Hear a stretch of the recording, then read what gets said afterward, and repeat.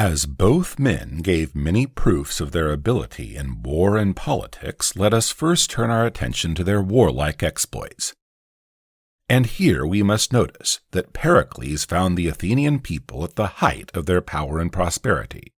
so that from the flourishing condition of the state, it could scarcely meet with any great disaster, whereas Fabius performed his great services to Rome when it was in the last extremity of danger, and did not merely, like Pericles, confirm the prosperity of his country, but greatly improved it, having found it in a lamentable condition. Moreover, the successes of Cimon, the victories of Myronides and Leocrates,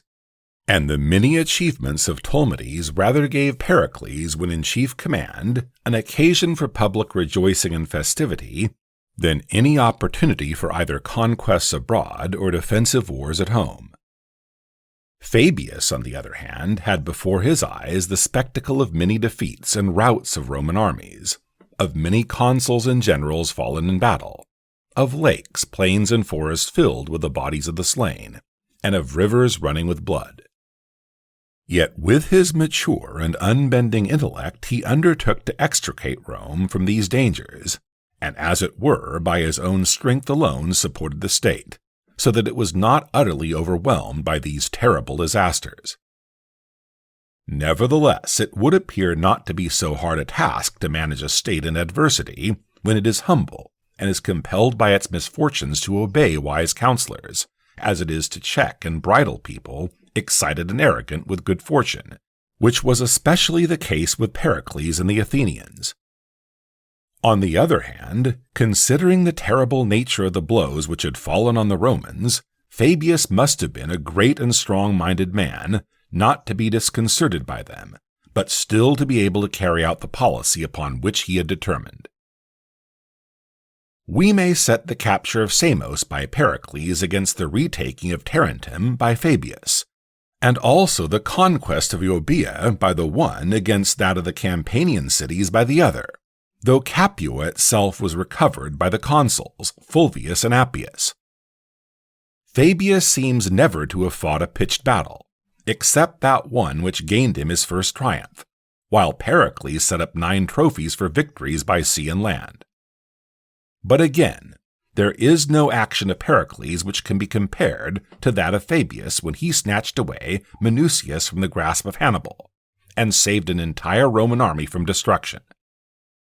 That was an exploit glorious for the courage, generalship, and kindness of heart displayed by Fabius. But, on the other hand, Pericles made no such blunder as did Fabius when outgeneraled by Hannibal with the cattle. Here, although Fabius caught his enemy in a defile which he had entered by chance, yet he let him escape by night, and next day found his tardy movements outstripped, and himself defeated by the man whom he had just before so completely cut off. If it be the part of a good general, not merely to deal with the present, but to make conjectures about the future, we may remark that the Peloponnesian War ended just as Pericles had foretold, for the Athenians frittered away their strength, whereas the Romans, contrary to the expectation of Fabius, by sending Scipio to attack Carthage, gained a complete victory, not by chance, but by the skill of their general and the courage of their troops, who overthrew the enemy in a pitched battle. Thus the one was proved to be right by the misfortunes of his country, and the other proved to be wrong by its success. Indeed, it is just as much a fault in a general to receive a check from want of foresight as to let slip an opportunity through diffidence. And both these failings, excess of confidence and want of confidence, are common to all except the most consummate generals. Thus much of their military talents. In political matters, the Peloponnesian War is a great blot upon the fame of Pericles, for it is said to have been caused by his refusal to yield the least point to the Lacedaemonians. I do not imagine, however, that Fabius Maximus would have yielded anything to the Carthaginians, but would have bravely risked any danger in defense of the Roman Empire. The kind treatment of Minucius by Fabius and his mildness of character contrast very favorably with the bitter party feud of Pericles with Cimon and Thucydides, who were men of good birth and belonging to the conservative party, and whom Pericles drove into exile by the ostracism. Then, too, the power of Pericles was much greater than that of Fabius. Pericles would not permit the state to suffer disaster because of the bad management of her generals.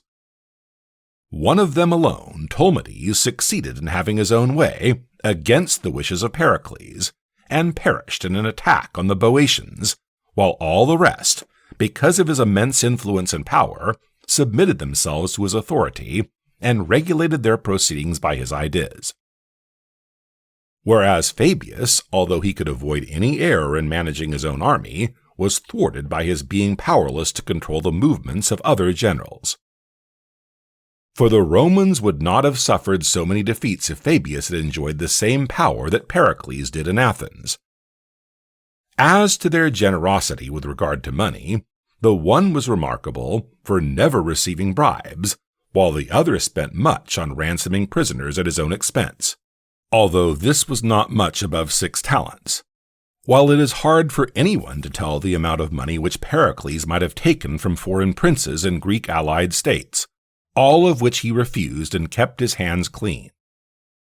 As to the great public works, the construction of the temples, and of the public buildings with which Pericles adorned Athens, the whole of the edifices in Rome together, before the time of the emperors, are not worthy to be compared to them, for they far surpass them both in largeness of scale and in beauty of design.